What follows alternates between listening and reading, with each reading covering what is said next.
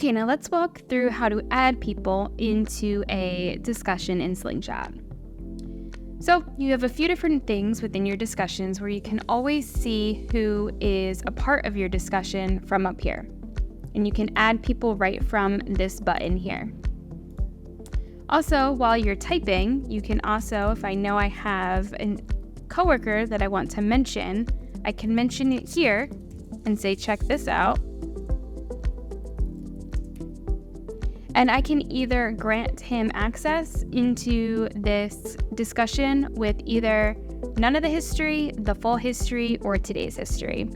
So if I do full history and I grant access, I've now brought in somebody who might not even be on this workspace or project directly into this discussion because they might need some value out of it, or they might need to interject on the way that the conversation has now taken its course, creating a very nice organic flow of sharing and collaborating right within Slingshot.